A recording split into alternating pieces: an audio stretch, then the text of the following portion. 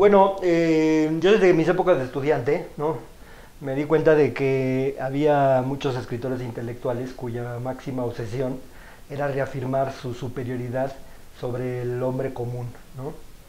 Y me daba cuenta de que esta obsesión iba en contra de lo que supuestamente es nuestro principal objetivo, ¿no?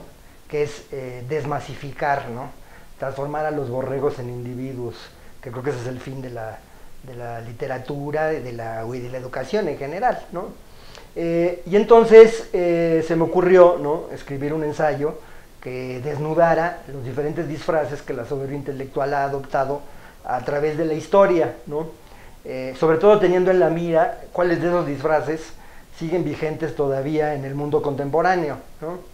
Y entonces, desde hace más de 12 años, ¿no?, me dediqué a orientar mis lecturas hacia este tema, ¿no? Y el resultado fue este ensayo. Bueno, esa es una tipología de Gabriel Saiz, que la formuló en su ensayo El secreto de la fama, ¿no?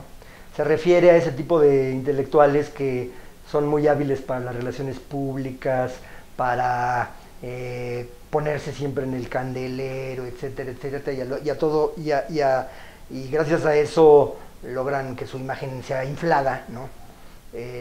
Para colocarse en una aparente consagración. El mediocre es hábil, a pesar de que sabe que logró su reconocimiento gracias a intrigas políticas, adulaciones, tráficos de favores, etcétera, etcétera, ¿no? Queda muy satisfecho cuando obtiene esos premios, ¿no? Se autoengaña. Y a mí lo que me interesaba era rastrear, por ejemplo, cómo va surgiendo el argumento de autoridad, ¿no? Que es la principal herramienta del poder cultural autoritario en todas las épocas, ¿no? El argumento de autoridad es cuando uno dice, esto es así porque lo digo yo, ¿no?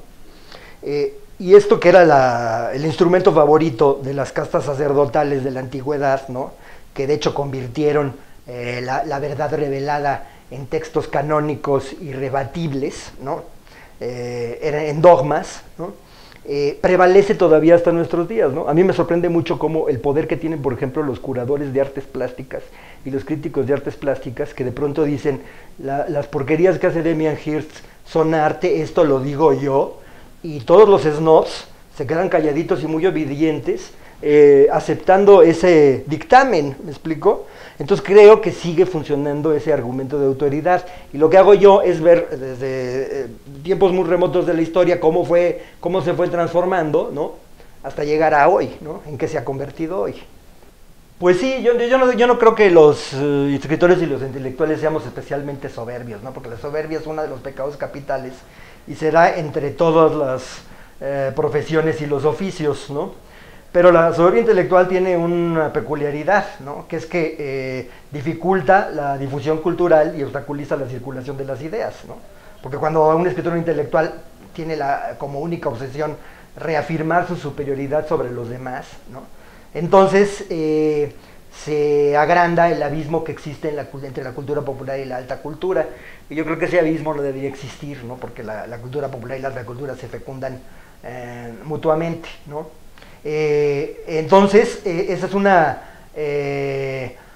tentación fuerte, pero que además me temo yo que puede solapar en muchos casos la falta de ideas, ¿no?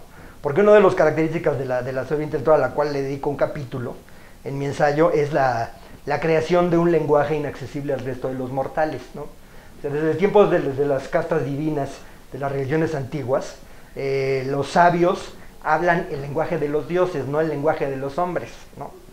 Y ese lenguaje de los dioses pues es inaccesible al vulgo, ¿no? Entonces, ¿cómo puede saber el vulgo si realmente están diciendo algo importante, si están aportando alguna idea? Alguien que habla en ese lenguaje cifrado, ¿me explico? Ese es yo creo que donde radica la principal trampa de esta jaula del espíritu superior donde se encerró Paul Valéry, ¿no? El internet, bien usado, puede acabar con los monopolios mediáticos, ¿no? Que ha hecho que los magnates de la industria de la televisión acumulen un enorme poder cultural, ¿no?, que nunca soñó tener ningún intelectual, ¿no? porque ellos son los que deciden los gustos, las preferencias políticas de millones de seres humanos, ¿no? Y el Internet puede contrarrestar ese poder, ¿no?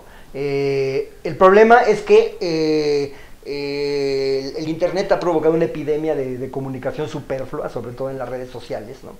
Es como el corrillo de ociosos ahora multiplicado hasta el infinito, ¿no? Que hace que la gente no quiera estar nunca a solas consigo misma, ¿no? Y yo creo que es muy importante darnos esos momentos de reflexión, esos momentos en donde uno trata de asimilar lo que ha vivido, lo que ha leído, lo que ha escuchado, ¿no? Porque de lo contrario, las redes sociales embrutecen en lugar de ayudarnos.